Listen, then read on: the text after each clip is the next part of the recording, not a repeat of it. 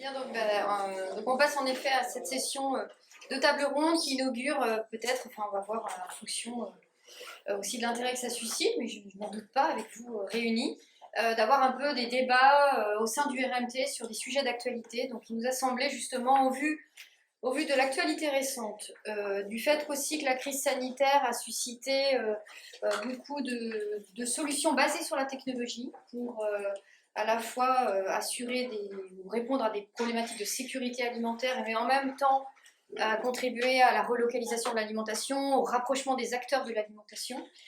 Premièrement. Deuxièmement, avec un contexte qui s'emballe et puis donc une relance qui est pensée aussi beaucoup, en tout cas par le gouvernement, comme étant une relance appuyée sur l'introduction de la technologie et des technologies dans l'agriculture, hein, puisqu'on nous promet une révolution alimentaire, une troisième révolution agricole qui va s'appuyer notamment sur la robotique, le numérique et la génétique. Donc il nous semblait intéressant qu'on fasse un point sur finalement où on en est du point de vue de l'utilisation des technologies. Alors avec peut-être une définition de technologie que vous nous proposerez pour voir justement quelles sont les technologies utilisées dans les chaînes alimentaires de proximité, dans les circuits courts, autour de l'alimentation locale. Qu'est-ce qu'on peut en attendre, qu'est-ce qu'il ne faut pas en attendre aussi. C'est pas forcément justement des solutions miracles, mais en tout cas avec des points de vigilance autour de ça. Mais comment justement on peut mettre la technologie au service d'un projet d'abord humain, enfin en tout cas avec cette idée de reconstruire y compris du sens autour de notre alimentation, mais en même temps donc sans être justement contre le progrès, mais au contraire de s'appuyer sur des recherches en technologie, donc d'essayer de voir comment ça peut servir ce projet de durabilité des chaînes alimentaires. Donc voilà, donc on va avoir plusieurs entrées autour de ce sujet, donc je vous remercie d'avoir accepté justement de participer à ce débat. Donc il va y avoir à peu près 10 minutes de présentation chacun, et puis ensuite il y aura un échange avec nous tous. Donc avec une entrée, avec plusieurs entrées, donc avec donc Rachel Arnoux de Open Food France, revenir sur la question des outils numériques. Alors on a un peu abordé, on a vu que dans le RMT on a fait quelques travaux là-dessus, mais voilà, on est où l'actualité des outils numériques, et pour revenir un peu là-dessus. Avec Christophe Cotillon de Lactia, donc discuter aussi des technologies autour de la transformation des produits.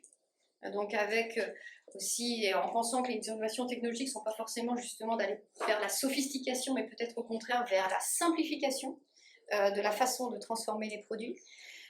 Voilà, mais j'ai demandé à Christophe aussi de voir un peu comment des outils, par exemple de type blockchain, enfin, dont on a un peu parlé dans le RMT, mais qui reviennent un peu dans le débat, y compris autour des circuits courts, sont ou pas d'actualité, ou pas proposés par les acteurs et pensés justement, y compris dans les questions agroalimentaires. Avec Kevin Morel, donc d'INRAE, donc l'idée, il y a beaucoup de questions autour de l'agriculture urbaine, high-tech, low-tech, ou en tout cas comment justement des formes, là aussi, plus technologisées d'agriculture rentrent dans les circuits courts, et l'appareil en fonction de ce qu'on peut en penser, voilà, avec peut-être un petit éclairage là-dessus.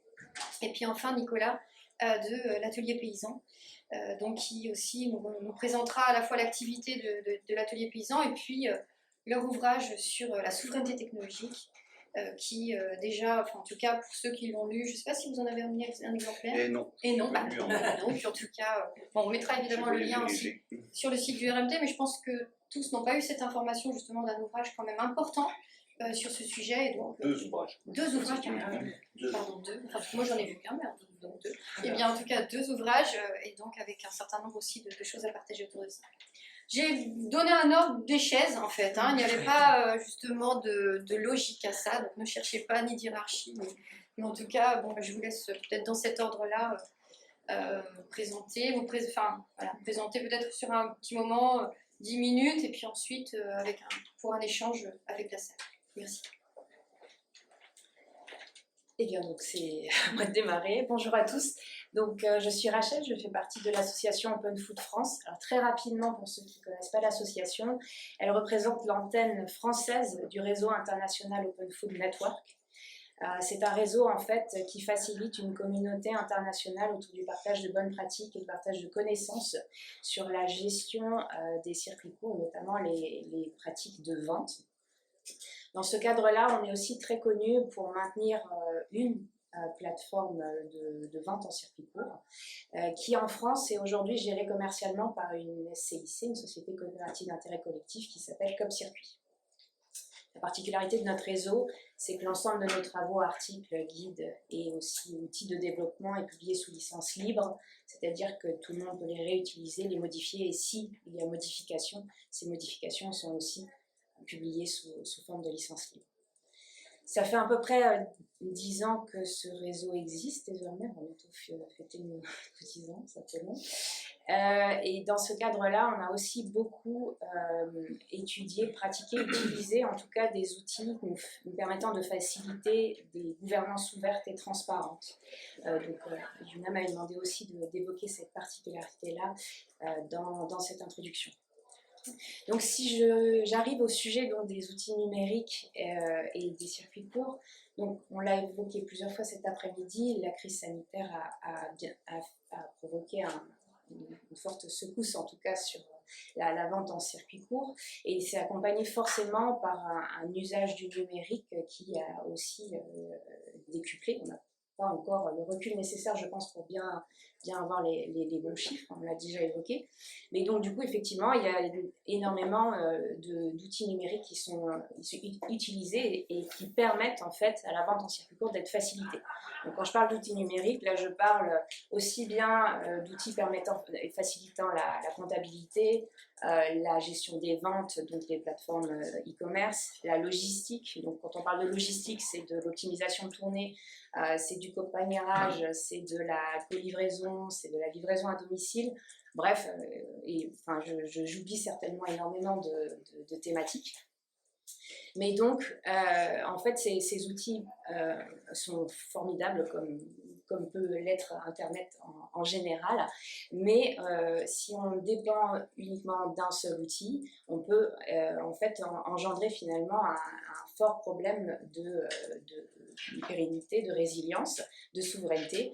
Pour ne citer que les grandes pannes qui ont eu lieu ces dernières semaines chez Facebook ou chez WhatsApp, Facebook et WhatsApp sont des outils qui sont utilisés pour gérer des groupements d'achat, pour faire des rappels de récupération de panier. Et donc, en fait, il est hyper important pour tout gestionnaire de circuit court de ne pas mettre ses œufs dans le même panier et donc d'utiliser une variété d'outils. Sauf quand on s'intéresse à utiliser une variété d'outils, on est face à un point, c'est que tout le temps qu'on a gagné à optimiser un outil, on le perd en essayant de diffuser l'information sur tous les outils qu'on utilise, parce que, donc on l'a évoqué aussi, ce mot très barbare, il n'y a pas aujourd'hui d'interopérabilité des outils numériques, c'est-à-dire qu'on ne peut pas facilement passer d'un outil à un autre, on ne peut pas publier une donnée facilement sur tous les outils qu'on utilise. Et donc là, c'est dans ce cadre-là aussi que Open Food France a initié donc les travaux de standardisation des outils numériques au service des circuits courts dans le cadre du Data Food Consortium. On reviendra peut-être tout à l'heure. Donc en tout cas cette dépendance aux outils numériques et la problématique de la gestion des données est vraiment au cœur de la problématique auquel on fait face aujourd'hui. Cette problématique elle est aussi très liée à des problèmes de sensibilisation, parce que c'est vrai, et alors là c'est pas lié au circuit court, c'est que en fait Internet pour nos générations ça nous est un peu tombé dessus, on a fait avec. Je ne sais pas si beaucoup d'entre nous dans la salle sont capables d'expliquer ce que fait un serveur, comment des données sont échangées. C'est des informations hyper vitales qui devraient être désormais apprises dès la primaire pour justement arriver à sensibiliser sur qu'est-ce qui se passe en fait quand on utilise en tout cas des données, qu'on échange avec des consommateurs. Tout ce volet-là, en fait, c'est très difficile aujourd'hui pour des producteurs d'y dédier du temps. En particulier aussi, et je vais terminer avec ça, un des freins principaux qu'on voit également, c'est bien évidemment ces outils numériques dépendent énormément d'Internet. Internet, la couverture réseau est pas égale sur tout le territoire.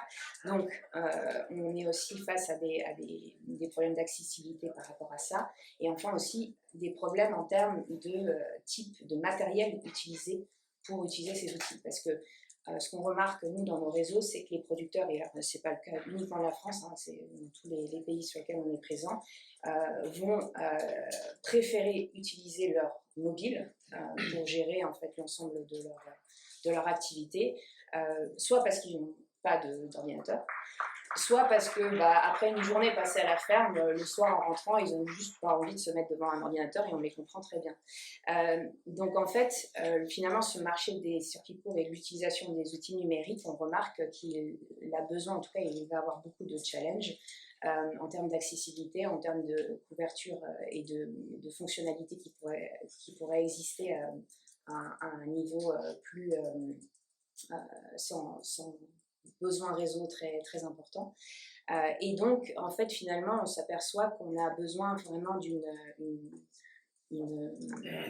d'investissements importants qui aujourd'hui ne sont capables que des très grosses entreprises, notamment des entreprises américaines.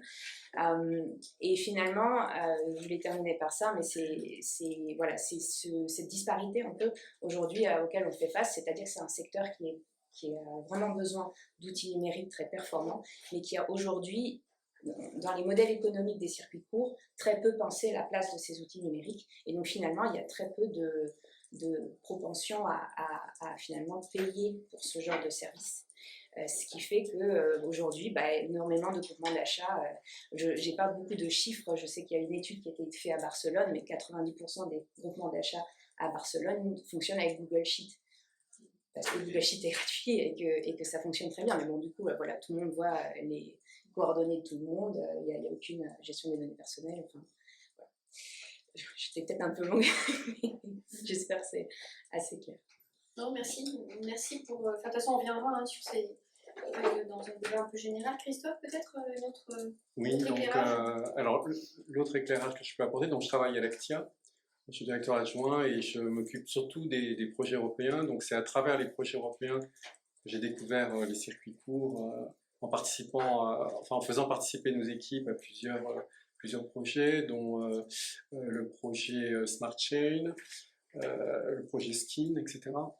Et donc en fait, ce qu'on nous demandait aussi déjà depuis un certain temps, c'était de voir, puisqu'on avait une expertise dans l'industrie sur la sécurité sanitaire, hein, par rapport aux équipements, sur la nettoyabilité des équipements, etc., comment on pouvait l'adapter en fait dans des équipements beaucoup plus petits, à la ferme, etc.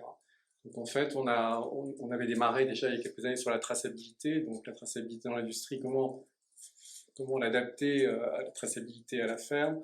Ensuite, ça a été aussi l'achat CCP, etc. Et donc, on a monté des projets un peu là-dessus avec l'Institut d'élevage, sur voir comment, mais c'était toujours sous l'angle de la sécurité sanitaire. Hein, comment on peut transformer des aliments à la ferme, transformer des productions, mais en ayant en pouvant assurer une bonne sécurité sanitaire des aliments. Donc en utilisant des équipements qui sont pas forcément complexes, mais qui peuvent être justement facilement démontables, facilement nettoyables aussi. Et ça, c'était important. Donc voilà un peu aussi, donc avec des formations dans ce domaine. Après, il y a aussi l'option de la coopérative agricole, qui a des équipements un peu plus grands, dans laquelle peuvent accéder plusieurs agriculteurs. Mais bon, nous, ce qu'on préférait, c'était plutôt l'approche, chaque agriculteur a son équipement pour faire de la transformation finalement en petit volume, mais chez lui. Donc on a travaillé avec pas mal de spécialistes en Europe, enfin de gens qui connaissaient un peu les équipements qui pouvaient être valorisés. Hein. Moi-même, j'ai en coopération internationale, au niveau Afrique, Inde, j'ai vu qu'ils faisaient aussi beaucoup de petits équipements au niveau de la ferme. Et ça, c'était aussi important de voir finalement comment leur approche, comment ils développaient ce type d'équipement, même si ce n'est pas forcément les mêmes qu'on va utiliser ici en Europe. Donc voilà un peu comment on a acquis un peu d'expertise pour nos centres techniques dans ce domaine. Alors après, par rapport à la blockchain, moi je pense qu'elle n'est pas tellement adaptée au circuit court, hein, puisqu'elle demande quand même des investissements importants Et compte tenu que le nombre d'acteurs n'est pas tellement important, je ne vois pas trop l'utilité de la blockchain.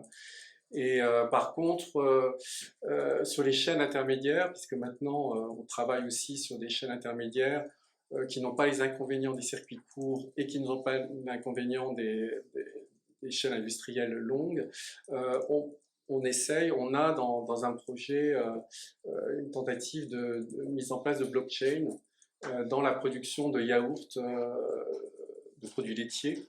Donc ça peut être intéressant, c'est des Grecs qui travaillent là-dessus.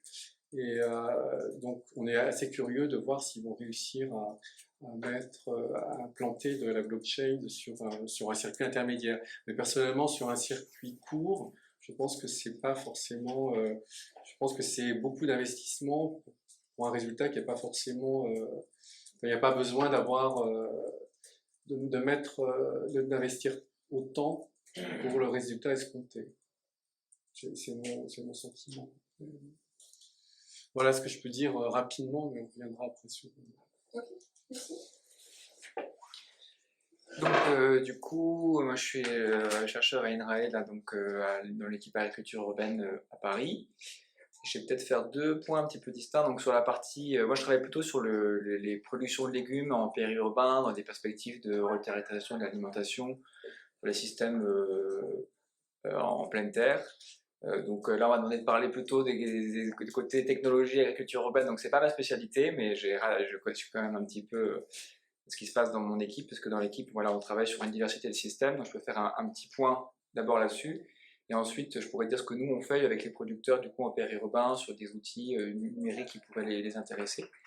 Donc sur la partie agriculture urbaine, donc en tout cas intra-urbaine, il y a une diversité d'innovations allant de formes, on va dire, associatives, type jardin partagé, structure plutôt avec une vocation sociale, il y a partie jardin collectif, etc.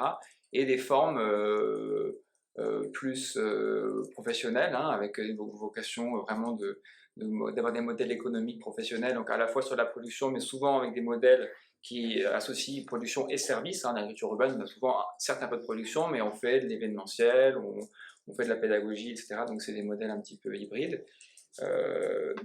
Et avec du coup un certain nombre d'initiatives aussi assez technologiques, hein, comme bon, le plus emblématique étant l'idée des fermes verticales, hein, dont on a beaucoup entendu parler à un moment donné, ou alors des systèmes hydroponiques, aquaponiques, sur toiture, des containers, etc. Donc il y a une diversité d'expérimentations. Voilà, alors ce qui me paraît intéressant ou qui questionne, c'est qu'on a du coup de fait des systèmes en pleine terre et aussi des systèmes hors sol, hein, qui sont aéroponiques, etc. Et en tout cas, dans l'argumentaire de ces personnes-là, ils se revendiquent, il ne peut pas se revendiquer de l'agriculture biologique parce qu'il n'y a pas de sol, mais il y a une revendication du coup d'agroécologie, avec le côté de dire si on est en hydroponie, ou en aquaponie, on a des poissons dans de l'eau, on a des légumes au-dessus, il y a des flux de matière, voilà, les déjections des poissons vont nourrir les plantes, donc on est dans une démarche circulaire, c'est un des principes de l'agroécologie, on va faire de la proximité, de la fraîcheur, on peut faire de la pédagogie, aller expliquer aux enfants le cycle de vie du poisson, etc., proximité, etc. Donc c'est intéressant, ça crée débat et polémique, hein, entre les acteurs du bio classique et ces genres de structures. Donc ouais, c'est intéressant, voilà, d'avoir ces différents positionnements qui ont lieu dans tout ça. Et après, ce qui est intéressant, c'est qu'on voit quand même une fascination des collectivités urbaines pour les projets assez technologiques. Hein, tout le monde a envie d'avoir, enfin, en tout cas il y a encore quelques années, sa ferme verticale, son système hydroponique, c'est super, il y a un côté vraiment, la collectivité comme porteuse d'innovation. On voit qu'il y a quand même eu quelques gros échecs, hein. Il y a quand même quelques fermes verticales qui ont un peu capoté, qui ne donnent rien, avec des surcoûts, des investissements énormes, donc l'opinion publique commence quand même un petit peu à se méfier. Donc on voit qu'il y a quand même un peu un recul. Il y a par exemple eu un appel à projet de l'ANRU, qui est l'Agence nationale du renouvellement urbain, qui avait justement essayé de subventionner des projets d'agriculture urbaine, en particulier dans les quartiers, etc., de renouvellement urbain. Et au départ, eux aussi cette logique un peu portée par les collectivités, avec dire ah, c'est super, on va mettre de l'hydroponie partout, du machin, c'est high-tech, on va faire de l'insertion dans les quartiers par la technologie, l'accès au numérique, on va réduire la fracture, etc. Et en fait, nous, avec les gens de l'équipe, on a quand même pris conscience que dans beaucoup de cas, surtout dans ces quartiers de renouvellement urbain, l'enjeu et l'intérêt, il est plutôt sur le contact à la terre, mettre les mains dans la terre, voir des formes plutôt assez basiques, mais c'est pas péjoratif quand je dis basique, hein, c'est juste qu'on revient à la base, quoi. Et donc en fait, il y a eu vraiment, l'ANRU a fait un petit peu un retour en arrière, et de plus en plus de collectivités, ça, qui se sont investies dans les questions d'agriculture urbaine depuis quelques années, elles ont aussi un peu je ne sais pas si c'est un retour en arrière ou un retour en avant, enfin je ne sais pas comment on pourrait dire, mais en tout cas il y a un peu un désenchantement, enfin ils ont conscience que certains de ces projets sont un petit peu pharaoniques et que c'est dans le milieu urbain, surtout quand on a des perspectives sociales, des choses simples, ça peut mieux fonctionner. Ceci étant dit, il y a encore une fascination pour des projets très technologiques, hein.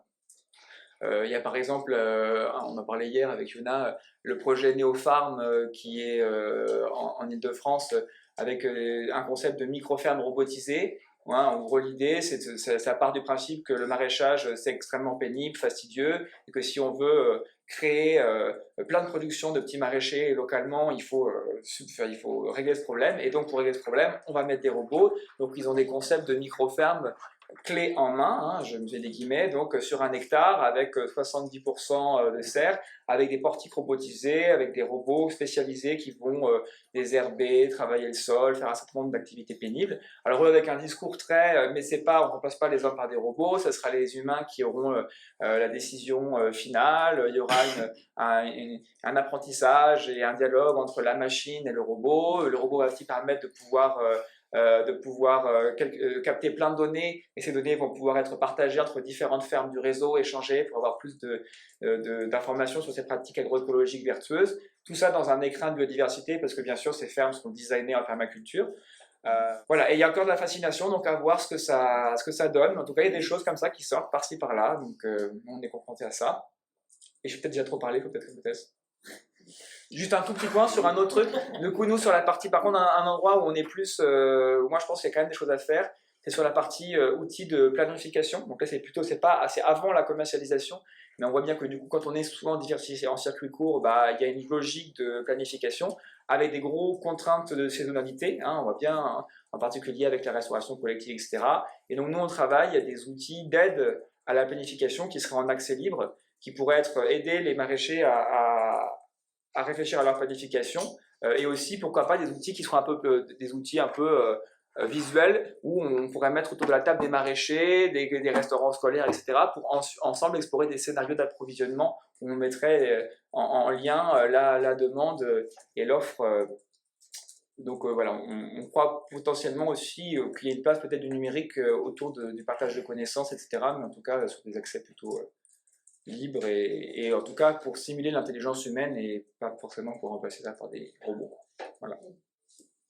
Allez, donc moi je suis de l'Atelier Paysan, donc qui est une coopérative d'autoconstruction d'outils agricoles. Ça commence il y a une dizaine d'années avec la rencontre d'un maraîcher et d'un animateur d'un GAB, d'un groupement d'agriculture biologique, qui mettent en place la technique des planches permanentes, donc en agroécologie paysanne, pour nous distinguer des fermes verticales. Les outils n'existent pas. La grosse machine du commerce, de l'industrie, ne couvre pas ce genre de truc. Donc ils vont commencer, le maraîcher et particulièrement bricoleur, ils vont commencer à fabriquer leurs machines. Donc au fur et à mesure du temps, ça se développe. Ils commencent à concevoir de plus en plus de machines qui sont très efficaces. Au bout d'une dizaine d'années, là, on en arrive à faire le constat que ça marche très bien, notre alternative, mais qu'on n'est pas en train de changer le monde. Voilà, on nous raconte partout qu'on est en train de gagner la bataille grâce aux AMAP, aux circuits courts, etc. Nous, on fait le constat qu'on est en train de perdre. Que le nombre de paysans diminue à toute vitesse. On est à peu près à 400 000, on attend les chiffres du recensement. Le revenu par paysan s'effondre, enfin, c'est absolument catastrophique. On est passé de l'autosuffisance en fruits et légumes il y a 15-20 ans à un peu moins de 50% maintenant, et on attend encore les chiffres du recensement pour pleurer. Voilà, et donc on fait le constat que les petits ruisseaux ne font pas les grandes rivières, et que le cumul de toutes ces alternatives forcément sympathiques ne change pas les choses. Voilà, on fait aussi le constat qu'en agroécologie paysanne, on sait tout produire. On sait faire de la céréale, de tout. Ce qu'on ne sait pas faire, c'est de produire au même coût de revient que l'industrie.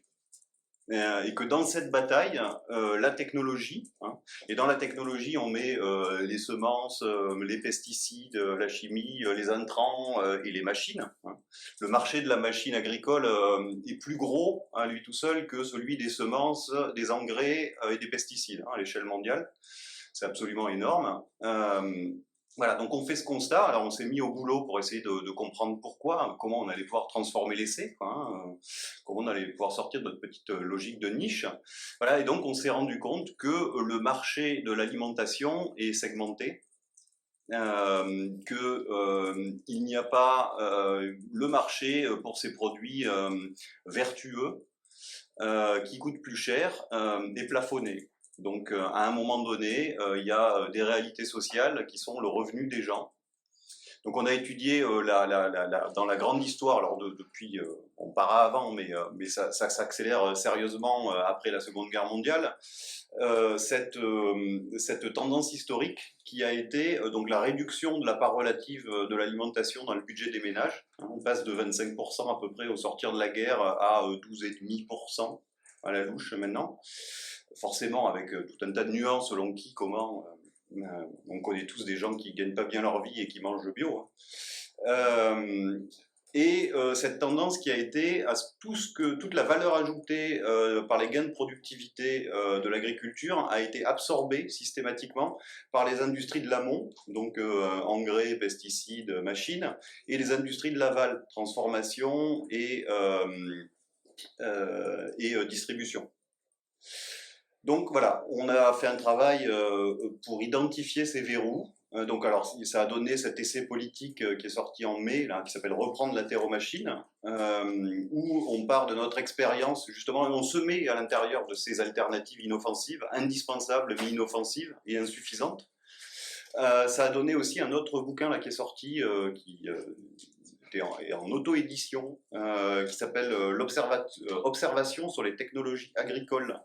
Donc on a monté un observatoire qui a produit son premier rapport donc, sur l'état actuel de la machine agricole et son impact sur le système.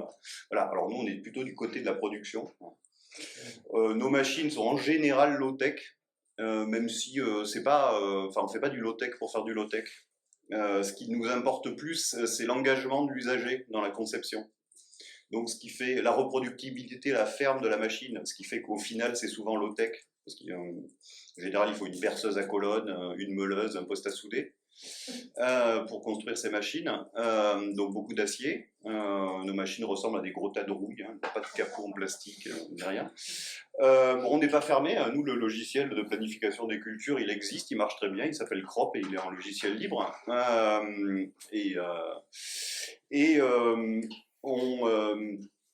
On fait aussi par exemple de l'électronique paysanne.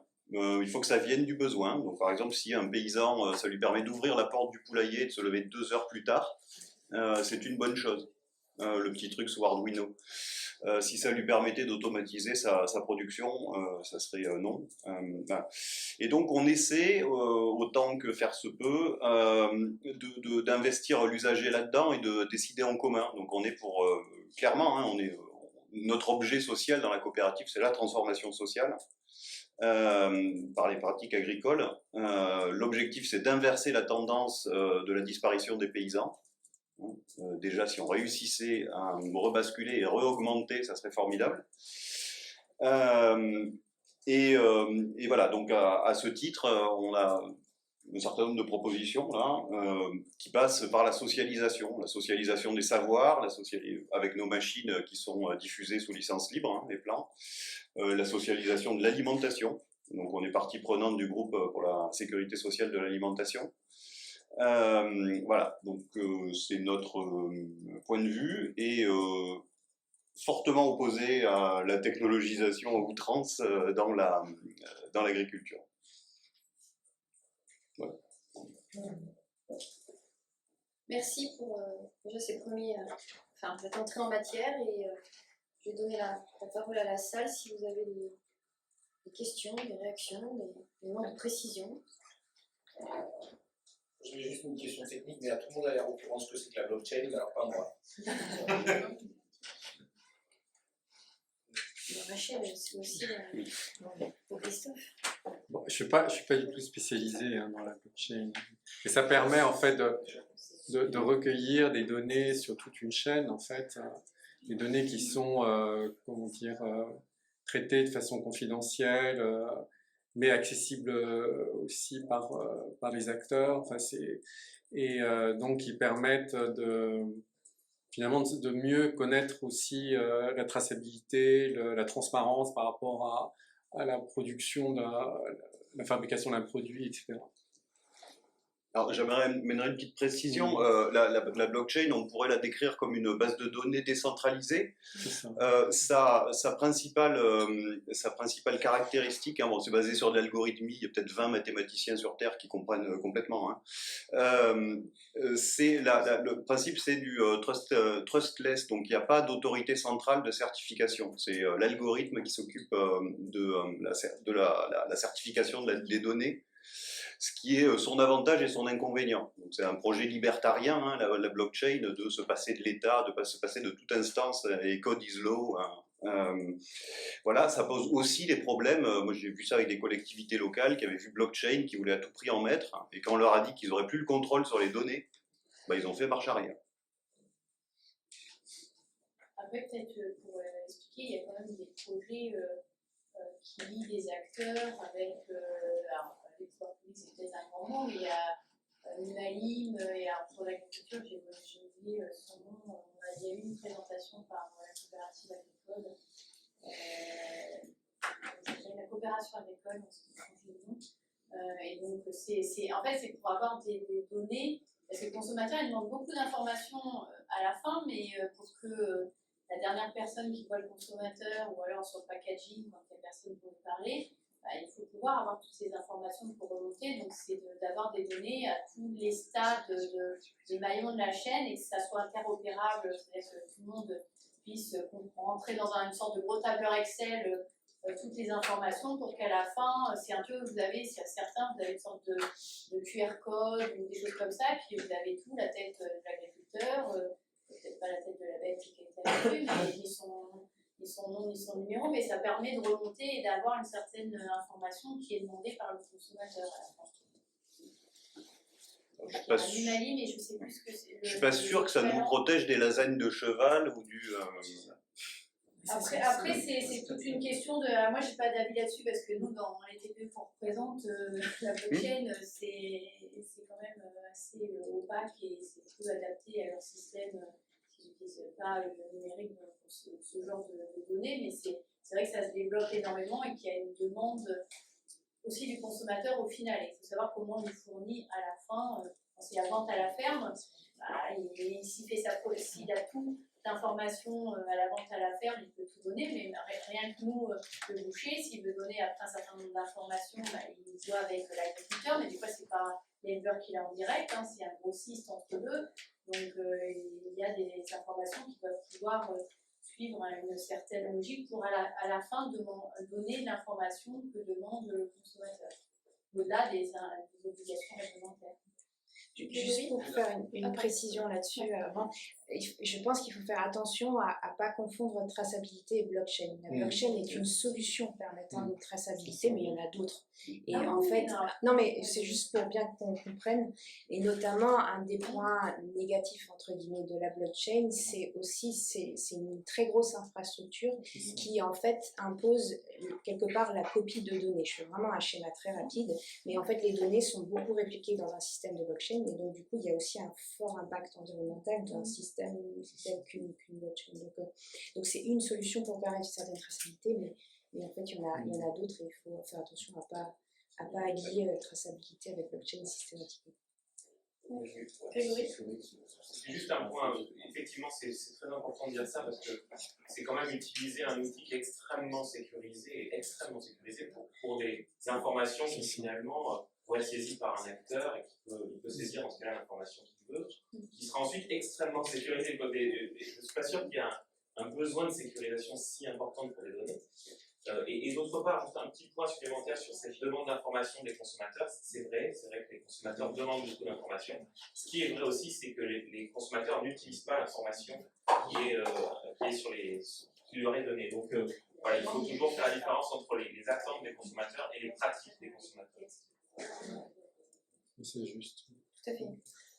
Oui, Benoît. Moi, c'est juste pour dire que la blockchain présente un intérêt quand on a énormément de données à utiliser, à exploiter, à partager ou à communiquer, et que, effectivement, ce que vous disiez, M. Vertier, au début, c'est-à-dire que sur des filières courtes, Il faut qu'il y ait quand même pas mal d'interlocuteurs. L'information sur une filière courte, l'intérêt, c'est qu'on l'a sur place.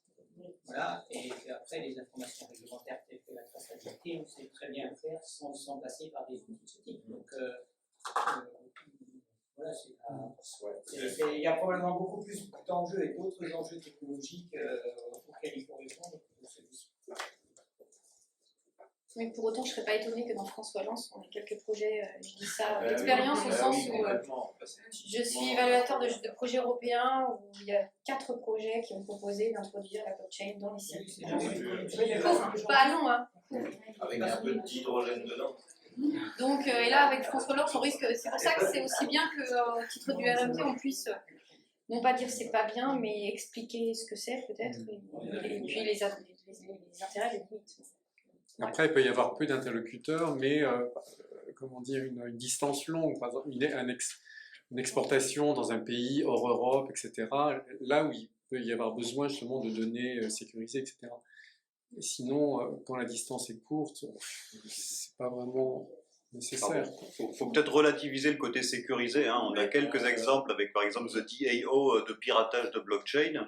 Il y a des bugs, il y a des problèmes. Bon, la plus connue, ce qui est l'originelle, hein, c'est la blockchain de Bitcoin. Voilà, l'entretenir, l'estimation au doigt mouillé, hein, c'est à peu près la consommation électrique de l'Irlande. Et vous avez des pays qui ont des coûts de refroidissement de serveurs un peu plus faibles qu'ailleurs. Par exemple, l'Islande, c'est 25% de la consommation électrique de l'Islande. Hein. Voilà, c'est la raison pour laquelle la Chine est en train de taper sur le Bitcoin parce que ça devient la folie, le nombre de mineurs qui sont en Chine et qui détournent la production d'électricité, enfin des pourcentages délirants de la production d'électricité chinoise. Donc voilà, c'est très discutable comme technologie, hein. Surtout quand l'équivalent, enfin, je ne sais pas quel est le problème avec le fait de mettre le ministère de l'Agriculture et de l'Alimentation comme responsable des données de traçabilité. Voilà. Ça dépend de la gouvernance qu'on met autour. Oui, tout à fait. Le ministère, c'est moi qui le dirige. Et du coup, on peut ne pas être en accord avec ça. Donc, je ne sais pas si c'est un problème d'acteur. En fait, un des points importants, je pense, dans la blockchain, c'est effectivement d'avoir exploré ce côté décentralisateur. Et donc, elle a plein de défauts, mais en tout cas, ce côté décentralisateur est, je pense, intéressant parce que ça nous permet aussi de créer une gouvernance autour de ce qu'on veut faire avec ces données et permettre à tous les acteurs qui sont impactés et qui donnent des données dans ces réseaux d'avoir une voix à comment ces données sont exploitées. Et voilà, je pense qu'il faut faire attention. On va essayer. Je sais pas si tu restes là-dessus, parce que j'ai encore des arguments. Non, parce que peut-être on va pas faire l'entièreté du débat sur la blockchain, mais je pense que c'est important, y compris dans la perspective. Il y avait 2 interventions là, et puis ouais, sur ce sujet ou sur un autre. Hein. Sur un autre sujet, juste pour une petite information, à l'unité de recherche FRISA, nous avons un outil numérique qui permet d'évaluer la performance de circuits courts. La performance est basée sur 2 critères. Le critère de sécurité des aliments et le critère de la consommation énergétique. Donc, comment ça marche? On doit déjà déterminer des blocs, des différents maillons de circuit. Hein. C'est-à-dire que on met des conditions, température et durée dans chaque étape de circuit. Et ça, c'est des informations courantes. Mais après, on peut utiliser cet outil pour, par exemple, si je baisse 2 degrés de température dans une zone froide, et qu'est-ce que ça peut m'apporter en termes de réduction de critères de sécurité sanitaire. Pour l'instant, c'est la croissance de Listeria. Combien de pourcents ça permet de diminuer et qu'est-ce que ça peut me demander comme en termes de la consommation énergétique, etc. Donc, on peut utiliser cet outil pour faire une simulation. Sache, pour certains produits, on a aussi des bases de données de température, la distribution de température plutôt des produits dans différentes étapes de marché et la durée de conservation. Voilà. Donc on a une longue expérience déjà pour le circuit long et depuis quelques années on s'intéresse aussi au circuit court. D'accord. C'est important à mettre dans les ressources qu'on peut mettre à disposition si en effet c'est adapté, parce que souvent on voit que les outils ont pensé pour les circuits longs ne sont pas adaptés aux circuits courts, mais si c'est le cas, il y a eu des adaptations, c'est intéressant. Il y a une adaptation de 2 ans. Donc il y a un lien aussi qui permet d'aller à l'outil. Il y avait une autre. Oui, j'avais une question par rapport à l'intervention sur l'interopérabilité des données. Pardon. Et notamment, en fait, moi je me demandais si au niveau des outils, parce qu'on est vachement orienté client-consommateur, c'est-à-dire que l'ensemble des outils aujourd'hui de commercialisation, c'est une façade assez homogène par rapport au client, mais par contre, il n'y a pas d'adaptation du fonctionnement, de mise en vente en fonction de la typologie de production. Je m'explique un petit peu. Ce que je veux dire, c'est qu'un maraîcher qui va mettre en ligne ses produits va avoir la même interface et la même logique de mise en vente de ses produits qu'un éleveur bovin, par exemple. Il ne va pas avoir une logique de préparation des commandes et d'anticipation de ses ventes semblable à celui du maraîcher. C'est-à-dire qu'un maraîcher, s'il a récolté la veille au lendemain, à la limite, il peut s'organiser. Un éleveur, s'il doit préparer la veille au lendemain de ses ventes, c'est plus compliqué, parce qu'il y a l'abattage à préparer, la découpe, etc. Et je me demandais s'il y avait une segmentation en fait, de cette planification de la vente en fonction des filières. Est-ce que ça existe? Est-ce qu'on l'observe? Est-ce que par exemple le court-circuit différencie la logique ou le cycle de vente pour un éleveur ou pour un maraîcher? C'est un peu ma première question. Et du coup, je pense que ça fait un peu lien par rapport à la planification vis-à-vis de la demande, parce que si on prend crop, j'imagine que c'est un outil de communication de culture pour les maraîchers. Et j'imagine que pour être sûr d'avoir bien compris le lien planification-demande, l'idée c'est de voir comment on peut mettre en phase la demande, donc la vente, l'anticipation de la vente, avec les outils de planification. C'est-à-dire qu'en gros, le maraîcher mettrait en production ce qui potentiellement serait vendu dans 6 mois, 1 an, et ça en lien avec les différents acteurs. C'était pour être sûr d'avoir compris ce que vous disiez par rapport à cette innovation-là. Et la dernière question que j'avais, c'était sur c'est plus une question de curiosité, mais après, c'est pas de lieu. Par rapport au curseur technologique, je serais intéressé de savoir où est-ce qu'on place le curseur de l'intérêt de développer de la tech pour les pays. Parce que vous aviez évoqué tout à l'heure, on ne peut pas aller à l'extrême, mais en même temps, on peut s'autoriser un minimum. C'est où le minimum? Ok, je vais essayer d'être très synthétique, mais en fait toutes les plateformes, en tout cas, ça s'intéresse à effectivement être plus proche sur comment faciliter toute la préparation, en tout cas des commandes. Et donc il y a vraiment différentes techniques. Et là aussi, on essaye de faire la part entre vraiment aller jusque développer en fait à la virgule près ce dont on aurait besoin pour parce qu'en fait la particularité par exemple de la viande, c'est que très souvent en fait on va indiquer des poids moyens, on va indiquer des fourchettes parce qu'on ne sait pas en fait à la fin l'escalope là qui va être vendue quel poids elle va avoir, parce que très souvent elle est vendue au poids et donc elle va être réglée en fait à la livraison. Et donc après se pose aussi la question de voilà, est-ce qu'il n'y a pas d'autres formes de vente aussi sur ces produits-là? Est-ce que c'est pas mieux de faire des colis qui ensuite seront divisés et donc du coup c'est un poids de produit, etc., etc. Et donc dans l'effort d'interopérabilité, ça c'est un des premiers scénarios auxquels on s'est intéressé notamment parce que donc, dans le cadre de la création d'un standard de communication entre plateformes, un des premiers cas d'usage qui est venu et que tous les producteurs nous demandent, c'est d'arriver facilement à gérer en fait, les informations de stock, quelle que soit la plateforme de vente sur laquelle le produit est proposé. Et donc ça signifie quoi? Ça signifie s'il y a une vente qui est réalisée chez Sopléo, le produit ne devrait plus être disponible chez Coff-Circuit.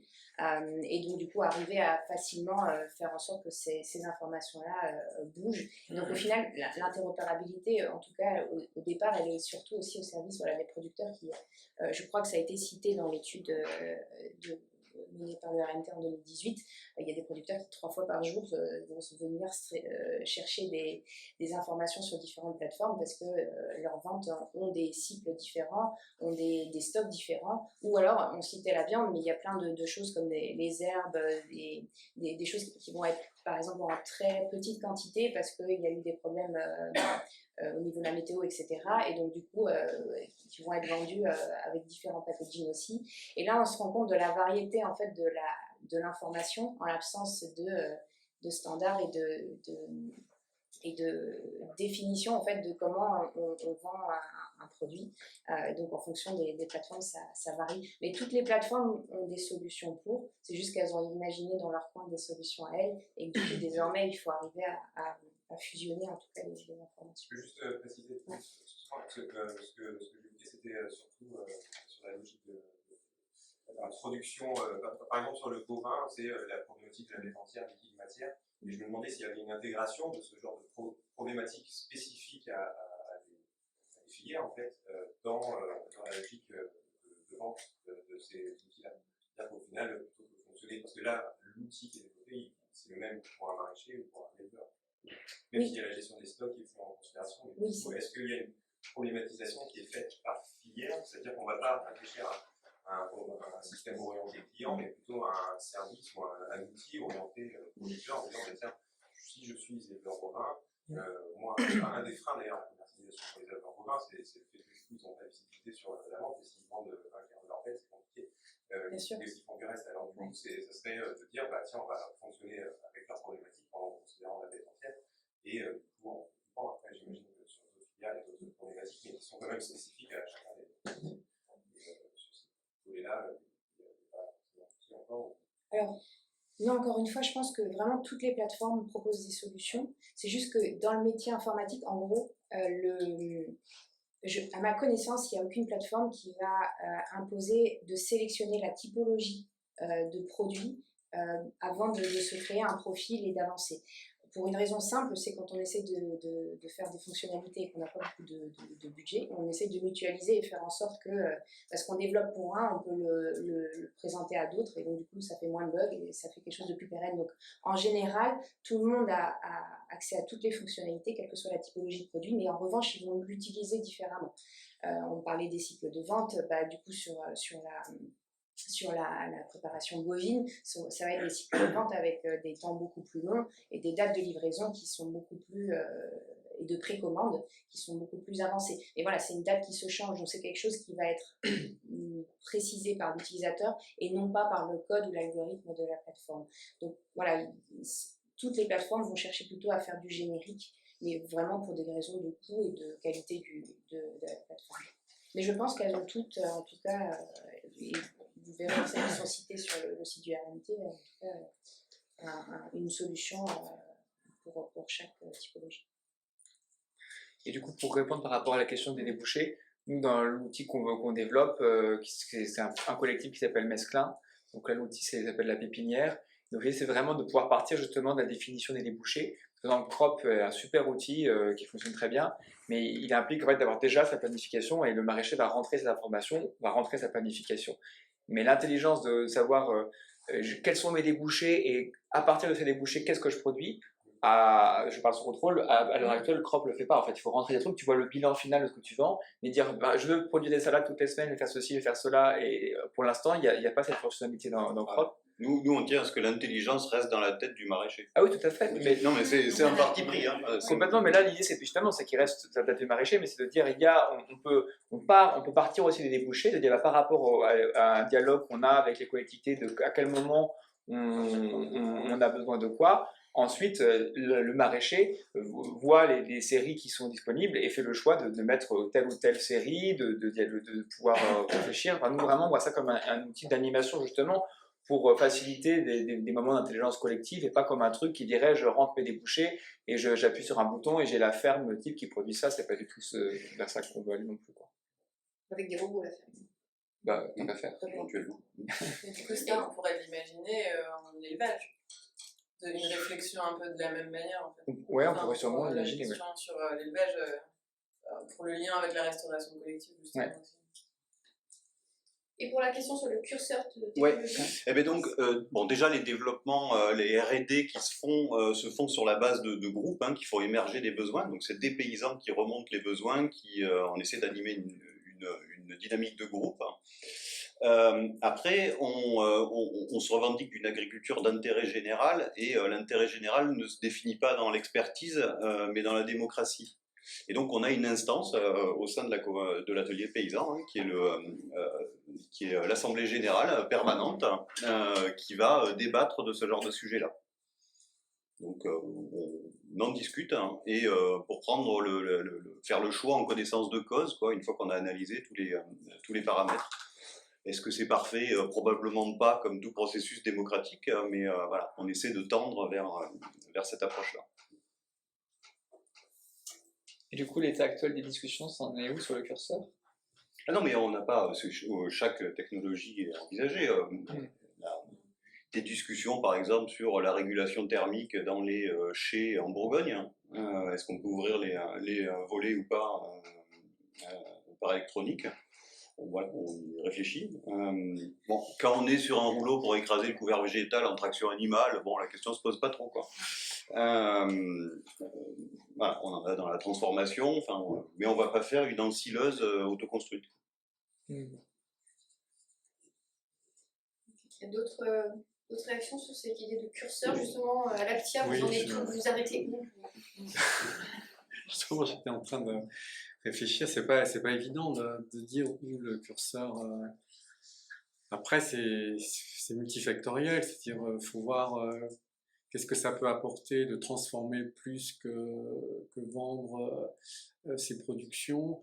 L'avantage de la transformation par rapport à la saisonnalité, quand on surproduit, etc. Enfin, il y a plein de facteurs à prendre en compte. Je ne sais pas, vous aider, par exemple, les réflexions d'un agriculteur pour savoir s'il doit transformer ou pas transformer ses productions Non, on se substitue pas à la réflexion de l'agriculteur. Quand on anime un collectif, donc on essaie de faire ça en collectif le plus possible. Nous, on amène des méthodologies de gestion de projet R&D. Alors c'est un gros mot, mais d'animation de groupe de conception.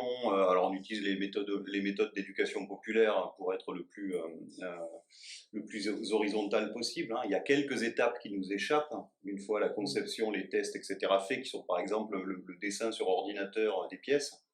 Bon, c'est un boulot, quoi. On va pas former les paysans à faire du dessin sous SolidWorks.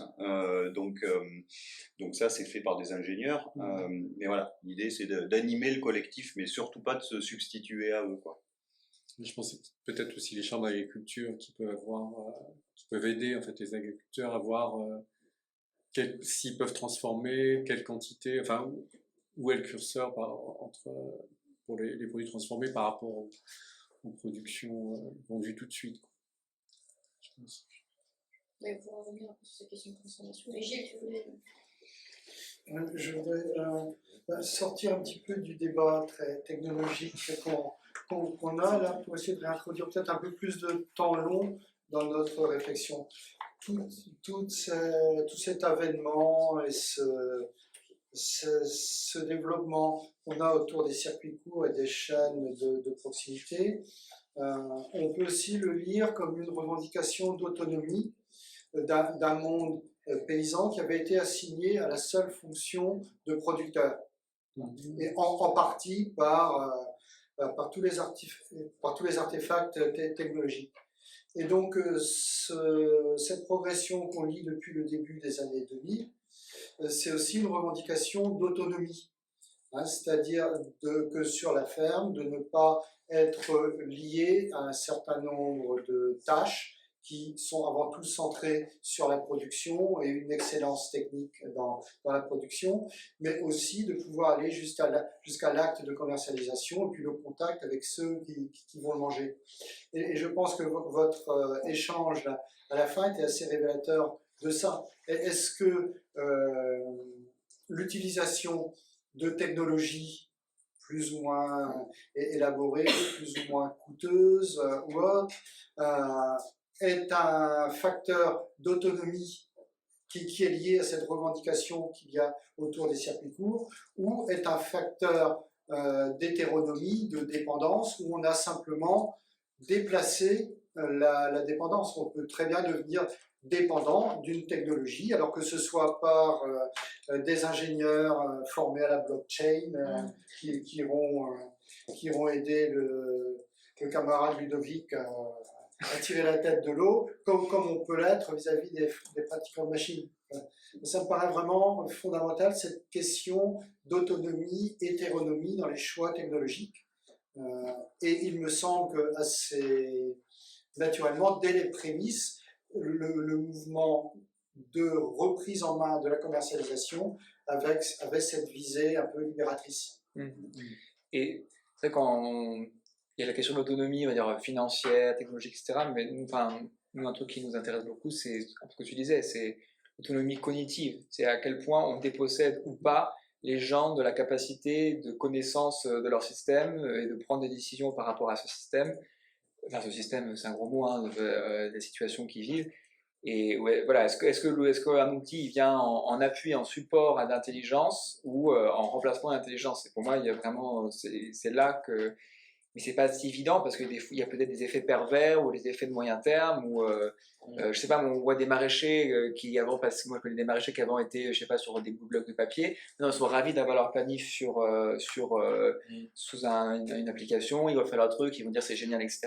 Mais quelque part, comme ils ont appris avant à le faire sur papier, ils ont encore la connaissance, ils ont encore un recul par rapport à la machine et la machine c'est vraiment bien un outil. Mais on peut se poser la question, est-ce que dans quelques années, voilà, quelqu'un qui commence directement sur ça, quels effets pervers sur le moyen terme, mais ça c'est assez difficile enfin moi je trouve qu'on est assez, on est assez désarmé, quoi. On est parti de la définition castoriadienne de l'autonomie, donc se donner sa propre loi, et qui passe en fait par faire l'inventaire de ses dépendances et choisir parmi ses dépendances. Il y a des dépendances qui nous aliènent, à l'industrie de la machine, aux pesticides, je sais pas quoi, aux banques, et il y a des dépendances qui nous rendent plus libres, celles à ses voisins, à sa famille, à ses clients éventuellement, en AMAP. Et donc c'est pas se couper de toute dépendance, l'autonomie, c'est d'avoir fait le choix en connaissance de cause de ces dépendances, lesquelles on essaie de supprimer, lesquelles on renforce. Voilà, on est sous ce prisme-là.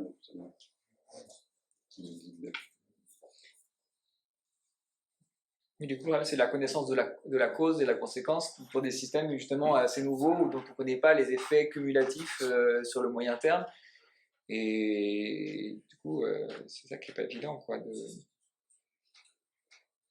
Une posture plutôt de se dire qu'il y a des choses qui vont se faire et autant intégrer les débats, les discussions. Là, par exemple, il y a des projets qui se lancent à l'écologie et numérique. On nous dit qu'est-ce qu'on fait? Est-ce qu'on dit bah, ça ne nous intéresse pas, on n'y va pas?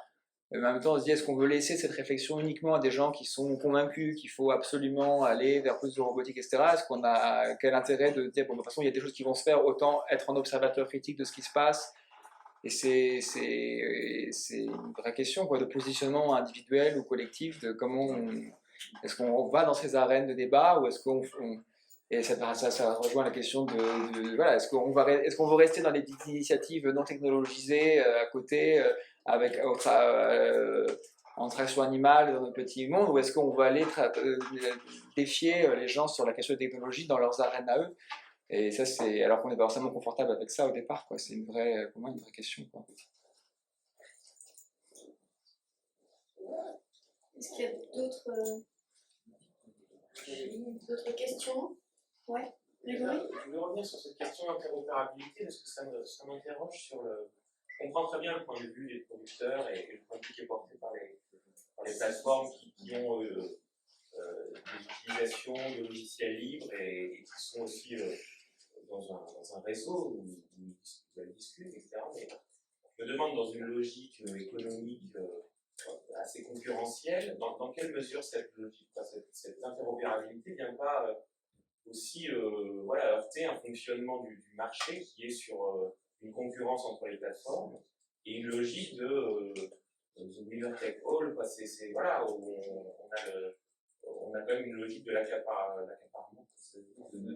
des clients par les plateformes, et donc peut-être qu'il n'y a pas d'intérêt finalement à échanger des informations avoir ce standard justement de communication. Merci pour cette question. On l'a souvent, mais je pense qu'elle est effectivement importante. Alors, je vais répondre à plusieurs niveaux. Déjà, à ce qu'on a vécu, nous, au sein du consortium qu'on a monté pour créer ce standard. La première chose, c'est que parmi les premiers groupes de travail qui ont été très actifs, c'était les groupes de travail des plateformes de vente. Et effectivement, il y a des plateformes de vente qui sont arrivées avec un regard assez sceptique en se demandant, mais en fait, quoi ça va me servir d'investir mon temps dans un standard de communication? En fait, un truc assez banal, mais en fait ça permet à la plateforme de vente de se concentrer sur son métier qui est la vente.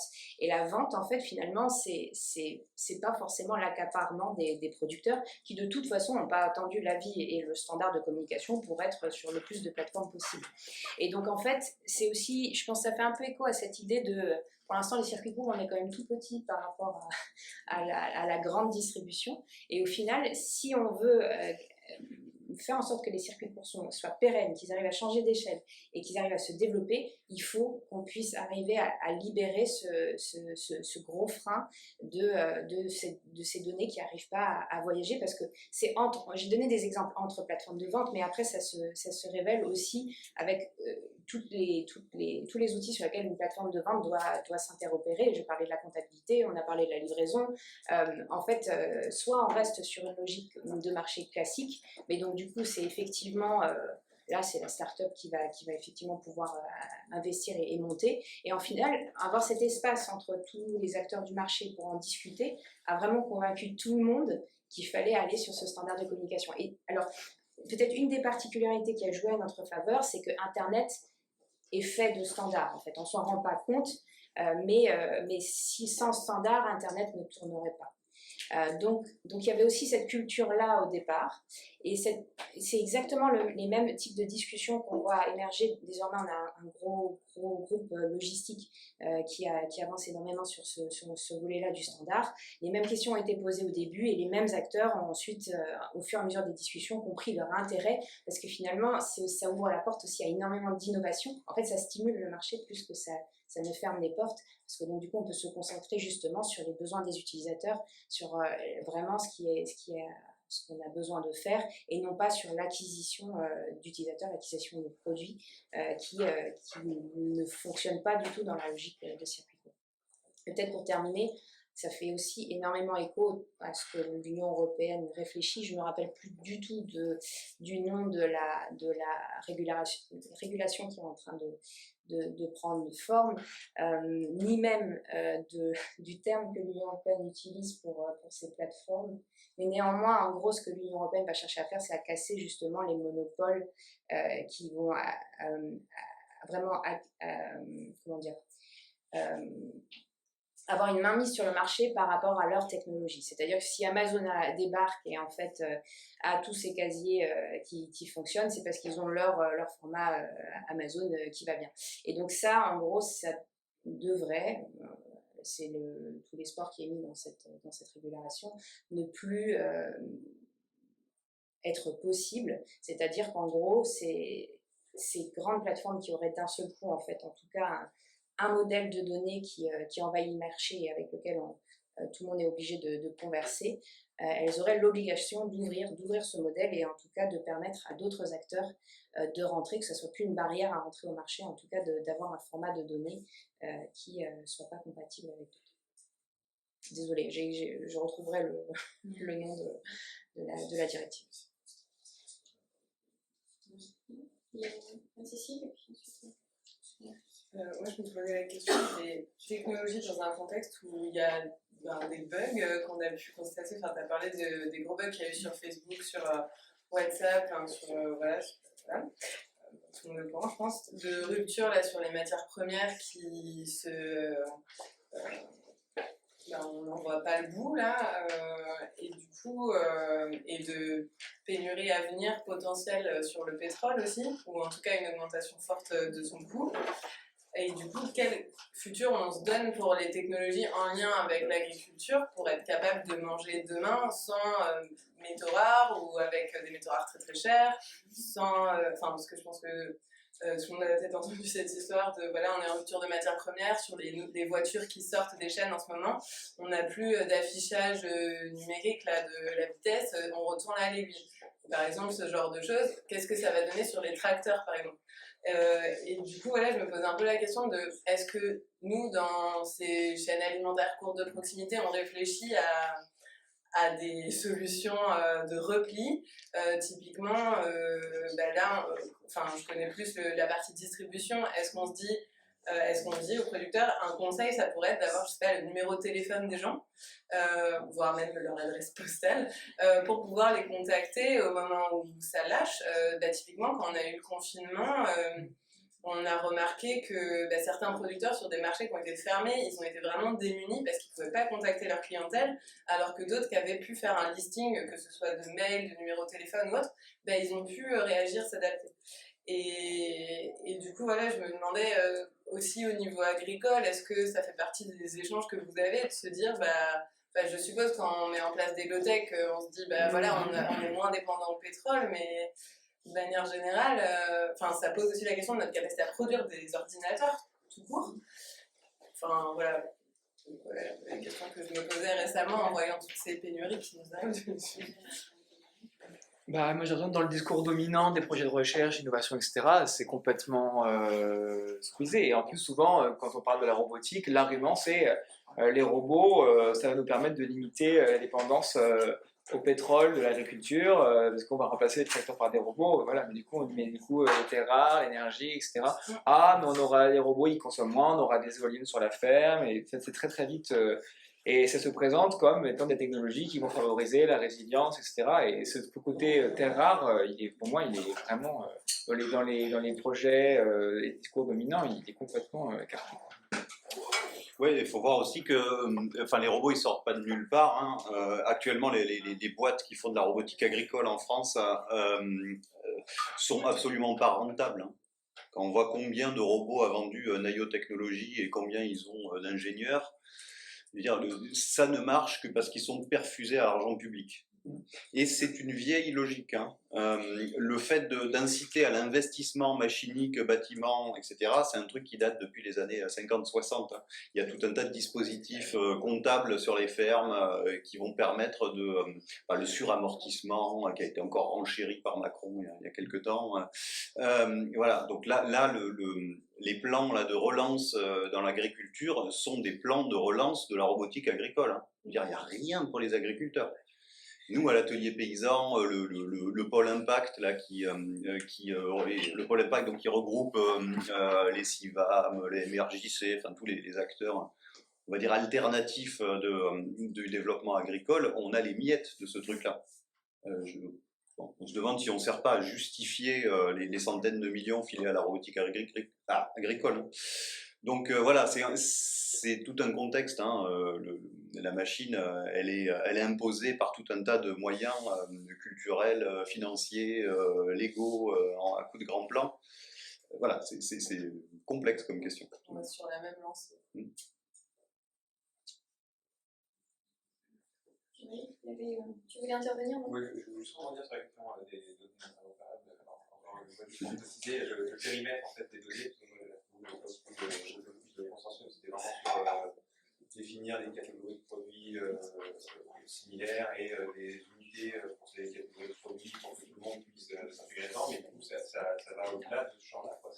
C'est quoi le périmètre des données qui vont servir Alors, le périmètre de Data Food Consortium, c'est vraiment les outils au service des circuits courts. Donc, on commence à avoir des acteurs autour de la planification de culture, par exemple, parce que non seulement entre eux, les informations devraient pouvoir, je vous citais, on devrait pouvoir facilement aller d'un outil à un autre si on veut en changer.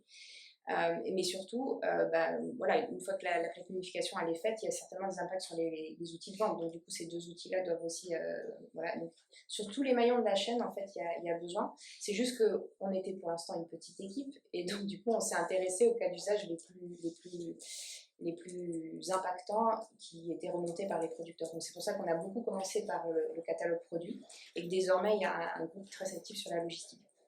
Donc pour donner que quelques exemples sur les catalogues produits, mais en fait c'est là où on a remarqué qu'effectivement un même produit est aujourd'hui défini de 1001 façons. La grande distribution, pour pallier à ce problème, elle a créé le code barre. Donc on a beaucoup discuté avec GS1 par exemple aussi pour comprendre comment on pourrait appliquer ce modèle-là au circuit court. Et donc on continue à discuter avec eux, mais un des problèmes par exemple qu'on a découvert, c'était aussi la problématique de ce code barre, en fait il est payant aujourd'hui. Donc pour appliquer complètement le référentiel GS1 en fait au circuit court ne fonctionne pas, il faut des modifications, mais du coup le faire au sein de la structure GS1 ne convient pas non plus en termes de gouvernance à l'idée de, voilà, c'est un peu ce que tu disais, le choix des dépendances. Est-ce qu'on veut être du coup dépendant de ce système-là pour pouvoir vendre nos produits? Et donc en fait dans les discussions qu'on a eues jusqu'à présent, pour nous ça ne fonctionnait pas.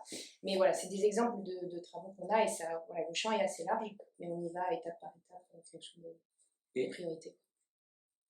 Et du coup, je reviens sur l'histoire du curseur de la technologie. Je réfléchis pas là-dessus. Moi, j'ai l'impression aussi que c'est bien de raisonner de la pertinence par rapport à une situation actuelle, mais je pense qu'il y a aussi beaucoup de choses qu'on appelle avec de la technologie pour répondre à des contraintes d'un modèle de société dans lequel on est.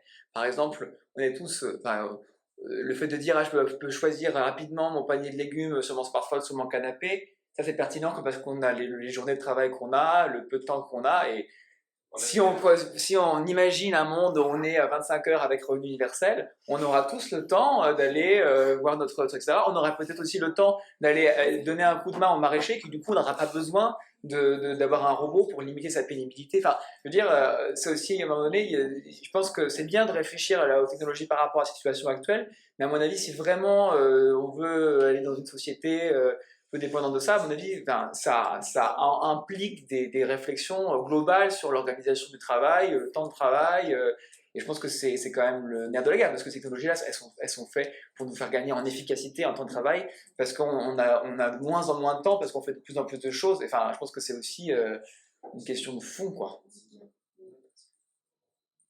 Ok, bon, faut voir que nous, on a comme leitmotiv là, dans le bouquin le 1 million de paysans qu'on a appliqué à la conf, hein, on l'a pas inventé. 1 million de paysans, on nourrit pas le pays en agroécologie. Bon, ça inverse la tendance, ça serait incroyable, hein, le rapport de force de fou qu'il faudrait pour arriver à 1 million de paysans. Il y a eu des études peut-être à 2 millions de paysans, on arrive à nourrir le pays en agroécologie, mais avec 2 millions de paysans qui triment 70 heures par semaine, enfin l'horreur quoi. Le futur désirable, enfin l'objectif désirable serait plus autour de 8-10 millions de paysans. Et là, on a des gens qui nourrissent le pays en agroécologie paysanne et qui prennent des vacances, qui voient leurs gosses grandir, qui crèvent pas avant la retraite. Hein, voilà, mais on est dans une toute autre société là. Là, on est dans la société paysanne. Non, mais si on sait l'avenir, voilà, mais il faut viser, il faut être un peu ambitieux, quoi. Viser, voilà. Avec 1 million de paysans, c'est SOSDEM pour l'instant. Hein. On ne change pas grand-chose. Est-ce qu'il y a d'autres... Alors moi, j'avais quand même des remarques sur... on a beaucoup parlé des technologies quand même plutôt high-tech finalement. Enfin, ou en tout cas celles qui sont sophistiquées, celles qui rendent des dépendances et tout. Mais elle est où les... Enfin, pour ça, j'ai dîné avec Kevin hier et je disais que nous, on a écrit un article qui propose sur l'innovation technologique étant l'introduction de la meule de pierre donc dans les filières céréales, et donc, parce qu'on considère que c'est une innovation technologique. Au sens où on peut aussi renverser les choses et voir comment des techniques plus simples qui peuvent aussi être intéressantes à valoriser et y compris à rentrer dans ces programmes de relance qui mettent en avant les questions technologiques. Alors, du coup, le low-tech, on en est où à vos différents niveaux?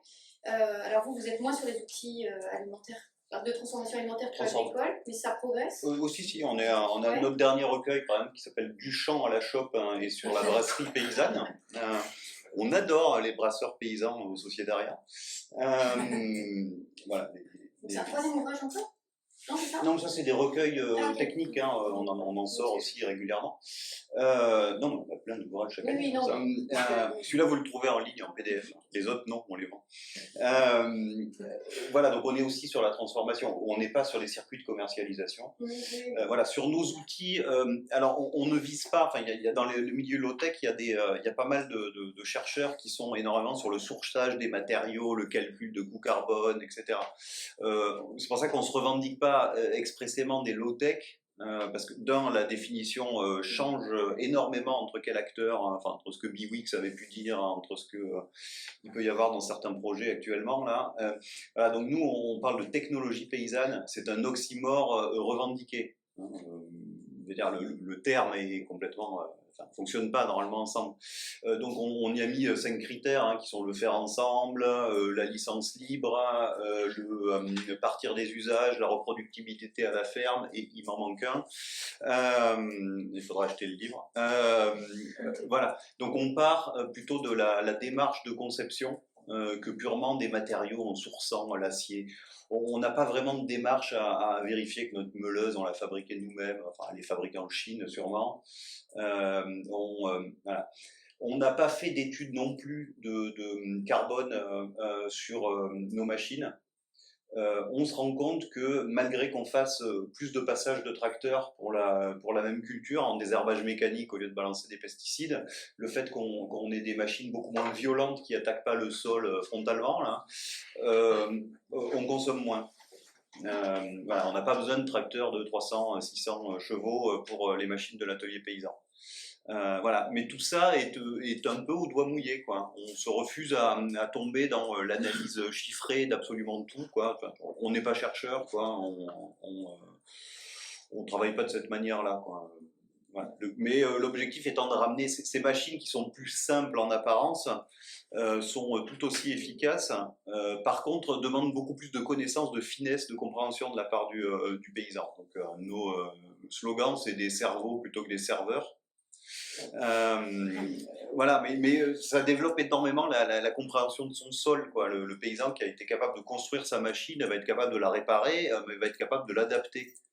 S'il décide de faire des planches permanentes de 77 cm de large, il peut, quoi. Voilà, c'est lui qui va décider comment il veut produire, et ensuite la machine va s'y adapter. Et pas l'inverse, qui est généralement ce qui se passe avec l'industrie de la machine. Nous, par rapport à... Alors nous, on parle pas trop de low-tech, mais pour nous, c'est aussi ne pas détruire l'aliment, c'est-à-dire utiliser des technologies douces qui permettent donc pas trop matraquer l'aliment, la matière première en température, etc. Mais pour avoir des qualités organoleptiques et respecter aussi la composition aussi nutritionnelle du produit transformé. Et donc par exemple, on participe dans un projet, alors c'est sur l'agriculture bio en Europe, mais on met en place un code de pratique, de bonne pratique, qui finalement sélectionne certains outils de transformation. Parce qu'on considère que d'autres matraquent trop l'aliment, et donc que l'aliment qui sortira après la transformation ne pourra pas être considéré comme bio. Donc en fait, on choisit des technologies de transformation qui sont compatibles, si je puis dire, avec le bio, avec la définition du bio. Et donc c'est vrai qu'il faut, on peut essayer de prendre, enfin, pour exemple, ce code de bonne pratique et l'adapter au circuit court aussi, par rapport à ces outils de transformation. Donc ça, on est en plein dedans.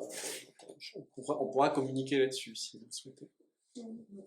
Parce que c'est de la transformation simple, hein, c'est pas des produits complexes. C'est pas l'ultra transformation. Non, c'est un jus de fruits, c'est une confiture, enfin je sais pas, mais c'est des choses basiques. Hein. Ou du pain. Ou du pain, tout à fait. Donc on pourra communiquer sur ces technologies qui sont recommandées pour l'agriculture bio. ça, je pense que c'est un des sujets de l'axe 1 sur les technologies douces. Nous, donc, dans le programme européen, c'est aussi ces questions qu'on va aborder sur les légumineuses et les céréales pour avoir c'est l'utilisation aussi de levain, de fermentation lente, mais qui sont aussi de la technologie. C'est-à-dire que l'idée ne doit pas, faut se réapproprier le terme et dire que aussi la technologie n'est pas simplement la sophistication, les outils complexes. Voilà, et qui sont en attente, en cohérence avec les attentes de producteurs, de consommateurs. Fatigue, la journée. De produits plus naturels, avec, je crois que l'INRAE a fait, c'est Isabelle qui a aussi un indice de naturalité. De processing. De processing. Ça qui peut être vient dans le même aussi projet. caractériser peut-être les degrés de transformation. Moi, j'y suis pas dans ce projet, mais je crois qu'Isabelle, oui, elle est dans le projet aussi. Donc, on peut faire voilà, donc de faire un peu aussi, faire peut-être dans le RMT un point sur ces questions de technologie, au fur et à mesure des projets et des choses qui les animent. Donc la bière, c'est possible.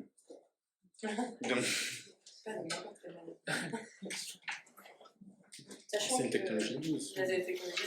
Oui, bien sûr. Sachant qu'y compris à INRAE, il y a un lien avec évidemment des paysans, évidemment avec des associations de développement, on travaille aussi, et d'ailleurs on le voit là dans le programme de relance, puisque c'est la génétique et plutôt pour les new breeding techniques, qui ne sont pas considérés comme des OGM, mais dont on sait pourtant le lien. Donc à INRAE, on essaie, donc on développe de la sélection participative pour retourner sur la valorisation de la biodiversité locale, ancienne. Donc là aussi, c'est un mouvement important dans les circuits courts, avec beaucoup de proximité entre les gens qui sont dans les circuits courts et puis une opposition donc, à l'introduction de ces new breeding techniques, et on regrette que le plan de relance mette particulièrement ça en avant. Donc il va falloir montrer l'intérêt d'autres technologies, y compris pour la sélection variétale. Petit à petit, les gens, donc je ne sais pas si on va peut-être, en effet, il est presque l'heure, ça permet aussi pour peut-être d'avoir 10 minutes en aparté pour les uns et les autres, si vous avez des questions aussi pour nos interlocuteurs, que je remercie à nouveau. Je pense qu'on a beaucoup appris aussi, et puis envie de regarder un peu plus près ce que vous faites. Je ne sais pas si, Kevin, il y a des études un peu, aussi des publications sur la durabilité de l'agriculture urbaine à tech, qui pourrait être, parce que c'est des questions. L'ADEME, on avait fait. L'ADEME, on avait fait un. Oui, ça commence. Nous, il y a une doctorante là, qui finit, qui a fait des analyses de cycle de vie de différents systèmes. Il y a un article qui vient de sortir et je pense qu'il y a des gens qui vont communiquer. Parce que les collectivités nous posent nous demandent beaucoup ça, en tout cas nous. On a posé la question. Tout à l'heure, tu parlais des fermes urbaines qui ont un peu capoté. C'est vrai qu'on entend moins parler, en tout cas en France. La tendance actuelle, c'est plus à l'ersatz de viande clonée. Ah oui. Et ça, de poney. Pour les lavanes, ça marche bien. Oui, donc avec Xavier Niel de Free, là, qui investit dans une usine dans le Vaucluse. Bon, voilà, il y a c'est le sujet le plus chaud côté militantisme paysan. Oui, alors pour nous, comme le thème c'était l'introduction des technologies dans les circuits courts, c'est vrai que. Alors là, on serait loin du circuit court. Voilà, on serait loin du circuit court, mais n'empêche qu'on va trouver, les consommateurs, bref, on voit aussi, nous, des consommateurs. On a besoin d'argumenter aussi, qui peuvent être intéressés par cette viande qui respecte les animaux, puisqu'il n'y a pas d'animaux appliqués. Et on risque de nous faire la viande cellulaire de proximité. Ça va arriver. C'est pas... De la viande cellulaire de proximité, oui. Oui. C'est faisable. Ça peut se faire. Mais juste sur la question de la logistique et de proximité, on a peu parlé ce matin, mais il y a quand même la question du dernier kilomètre. Et si on parle de bilan énergétique, là, nous, on a chez nous qui a regardé un peu les circuits de commercialisation de l'agriculture urbaine. Dans Paris, elle a suivi des gens qui faisaient des livraisons. Des fois, on a des circuits de 84 km pour 5 kg de salade, avec des camions qui reviennent à vide, etc. Et donc voilà, et avec bien sûr un argumentaire à la fraîcheur, la proximité, on réduit les kilomètres, etc. Et donc voilà, moi je m'interroge, est-ce que si on va vers une montée en échelle où chacun ne va pas chercher avec sa petite voiture, son panier de légumes là, son machin, etc. Bon, il y a les magasins producteurs qui c'est super, mais est-ce qu'il y a un rôle, une place, une pertinence des outils numériques qui permettraient de fluidifier cette logistique et d'avoir une logistique que je pars d'un endroit, je reviens pas vite, je prends les trucs d'un autre, un genre de blabla. Mais il y a des initiatives d'ailleurs de covoiturage, mais on n'en a pas trop parlé. Bah oui. Mais pour l'instant, ces initiatives sont réfléchies en silo, c'est-à-dire que chaque acteur est capable de le faire sur son territoire, sur sa plateforme. Ouais. Enfin, vraiment, je suis convaincue que sans interopérabilité, c'est impossible de trouver des solutions là-dessus. Pour moi, ça a effectivement un vrai sujet. Après, notre expérience, notamment sur le développement de Logico, c'est qu'il y a besoin de calculer, d'avoir le poids des coûts de transport, le nombre de kilomètres, les pratiques. On peut introduire de l'innovation là-dedans. Par contre, il ne faut pas oublier que la mise en place, les pratiques de tous les jours, c'est aussi organisationnel. Et en fait, les deux. En fait, on ne peut pas se passer de l'étape organisationnelle. Il y a une appétence très forte pour les outils. Voilà, Logico en a été un à un moment donné. Par contre, nous, on a ensuite travaillé sur qu'est-ce qu'on fait de ce chiffre-là et comment ça nous permet de coopérer. Et du coup, là, ce qui devient super intéressant, c'est que le chiffre permet de baser les coopérations. On sait pourquoi on coopère, parce qu'on gagne tant de temps, parce qu'on a accès à telle données. Et du coup, ça peut faire une coopération. Donc, pour moi, il ne faut vraiment pas. Il faut lier les deux et peut-être justement pour pouvoir trouver une technologie, montrer à quelle mesure ça apporte de l'organisationnel au moment de réflexion organisationnelle. De toute façon, il y a des discussions parce que nous, on est confrontés au niveau des métiers de sur l'approvisionnement et la circulation, notamment là où il y a les zones à faible émission qui sont renforcées par la loi. Et donc, il y a des discussions par rapport. Nous, déjà, on n'a pas le temps d'aller chez chaque agriculteur où on veut un produit parce que déjà circuler, si on prend ne serait-ce que les grosses métropoles, c'est impossible. Et c'est vrai que ça n'a pas de sens non plus individuellement de chacun aller chercher ses 3 salades, parce qu'il faut de la fraîcheur, donc il faut régulièrement aller racheter des salades ou autres. Donc il y a des vraies réflexions pour trouver des lieux aussi. Donc sur le mine de Rungis, il y a Carreau des producteurs, mais qui est encore un peu petit. Mais la région Île-de-France réfléchissait aussi pour tous ces référencement, là où on pourrait mutualiser pour avoir une logistique plus durable aussi, au-delà du fait de répondre à toutes les problématiques de circulation qu'il y a actuellement, mais d'avoir, il n'y a qu'à voir, hein, il va y avoir le salon des maires, vous regardez dans les journaux destinés aux élus, il y a Amazon qui a fait un super truc sur la logistique plateforme, sur leurs émissions CO2, mieux vaut passer par Amazon que chacun aille chercher son petit truc chez chacun des professionnels ou chaque entreprise vous voulez. Donc, de toute façon, ces réflexions, elles existent. Les plateformes, elles se mettent en place, elles essaient d'être concurrentielles. Le coup, c'est de trouver le bon outil pour vous comme pour nous aussi, parce que nous, on a besoin d'approvisionnement local pour nos métiers aussi, et il faut trouver le bon curseur. C'est exactement pour ça qu'on s'est concentré, nous, sur le format de communication standard, parce qu'on ne veut pas imposer un outil, justement. On veut que chaque outil puisse... Qu'est-ce que je pourrais donner comme... en gros, c'est l'espéranto de... Non, mais si ce n'est pas le même langage, chacun de nos côtés va devoir apprendre le langage différent pour chaque plateforme. On ne peut pas l'apprendre, le langage d'Amazon. Parce qu'il n'aura peut-être pas une plateforme qui aura tous les produits agricoles dont il a besoin. Donc, s'il doit aller sur telle plateforme et qu'à chaque fois, on lui fait apprendre un langage différent, ou des façons de fonctionner qui sont différentes, ça ne sera pas facile. Et nous, on a un exemple qui est très criant, c'est le secteur de la restauration, qui a été le premier à avoir quand même des outils logiciels, etc. Sauf que tous les logiciels ont été construits jusqu'à une certaine époque, tous les uns indépendamment des autres. Donc le Bruxelles qui a acheté son logiciel, pour, vous savez, quand on prend, alors il y en a qui prennent toujours la commande, mais il y a des systèmes pour que ça aille plus vite, qu'il y ait moins de pertes en ligne et tout. Et puis après, quand il faisait pour de la traçabilité ou gestion stock, c'est un autre logiciel, mais qui n'allait pas avec les commandes qui auraient pu faire diminuer le stock et tout. Et donc jusqu'à un moment, il y en a qui se sont dit, il faudrait peut-être rendre service et donc il faut anticiper aussi les évolutions parce que il y a des évolutions, on est emmené qu'on ne veuille pas, hein, et il y en a d'autres, il faut avoir réfléchi avant parce qu'après il faut faire marche arrière parce qu'on peut plus, on se perd complètement. Et là, l'exemple des logiciels dans la restauration, c'est chaque truc est différent. Et on rentre autant de fois les données, la même donnée sous d'autres formes, sous différents formats. Donc c'est un sujet qui est important, mais il y a quand même une pression très forte sur le numérique. Hein. Nous, on n'arrête pas de nous bassiner le métier de bouche sur le numérique, sur la tradition c'est bien, mais l'évolution c'est encore mieux. Et donc c'est obligatoire hein, en restauration d'ailleurs d'avoir une caisse enregistreuse électronique. Alors après les caisses enregistreuses avec certains types de logiciels pour éviter l'argent, l'espèce qui circule, on ne sait pas trop bien dans quelle poche il va, la fiscalité, etc. Il y a des obligations hein, de plus en plus. Tout passe par des systèmes de toute façon numériques et après il y a des données de toute manière qui partent en numérique et plus pas par papier ni rien. Donc il faut que tout soit connecté et nous on a une forte pression pour passer sur plein de choses en numérique. Alors le Covid a fait qu'on est passé sur le numérique notamment pour la vente, sinon il y en a qui, le click and collect, la vente en ligne et tout, si ça n'avait pas eu lieu, ils auraient complètement coulé, ils auraient tué l'entreprise, mais après il y a ce que vous disiez, il faut savoir où est-ce qu'on s'arrête pour continuer à faire son métier, son savoir-faire. Ça, c'est une réflexion pour vous comme pour nous.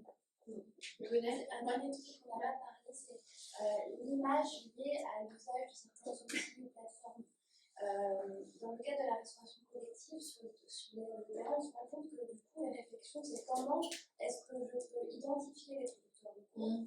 Et du coup, quels sont les outils qu'ils utilisent qui me permettent de sélectionner que c'est bien par là que je vais aller plutôt que vers des grossistes. Et du coup, c'est difficile d'identifier un outil, une plateforme qui représenterait notre local parce qu'en fait, on a des individualités, des fonctionnements de grande diversité. Et ça conduit, du coup, sur certains territoires à des réflexions de comment je subventionne les producteurs locaux via l'identification d'un outil plutôt qu'un autre, et avec des choses qui sont totalement contre-intuitives. Donc, du coup, c'est compliqué parce qu'à la fois, on a besoin d'identifier les producteurs, et en même temps, du coup, c'est trop d'initiatives disparates. Et ça, dans le cas de la restauration collective, c'est une vraie problématique. Du coup, les collectivités, elles ont plein de solutions. Dans le cas des marchés publics, c'est. Et un petit point aussi sur les, dont on n'a pas parlé, sur les circuits courts en région parisienne. Si on veut qu'ils puissent se développer, il faudrait éviter de bétonner Saclay, Gonesse et Aubervilliers. Pour ne citer que... C'était pour citer les exemples visibles. Oui, puis d'opposer logistique et justement à l'espace agricole, parce qu'en fait, du coup, maintenant, sur cet espace-là, on est clairement dans une guerre entre logistique et agriculture. Alors, normalement, c'est quand même deux activités qui vont ensemble. Parce que là, on est dans une logistique type Amazon, avec des entrepôts qui ne sont pas italiennes, qui ne sont pas orientées vers la productivité, mais ça existe des outils de logistique qui ne se placent pas en concurrence aux espaces agricoles en termes d'occupation d'espace. Et du coup, c'est ça que je trouve qui est préoccupant, c'est qu'on oppose ces deux fonctions qui sont quand même ont toujours été ensemble. Bon, les opposent, l'une justifie l'autre. Parce qu'on optimise la logistique, on peut faire du high-tech. Enfin, c'est ça. Ouais. Oui. Hein.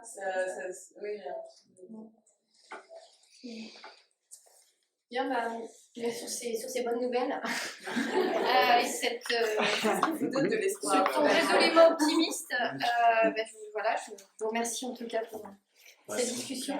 Merci. Et puis l'intérêt c'est aussi qu'on continue à documenter des alternatives et d'autres trajectoires. Donc, on reste en lien. Merci. Avec plaisir. Merci.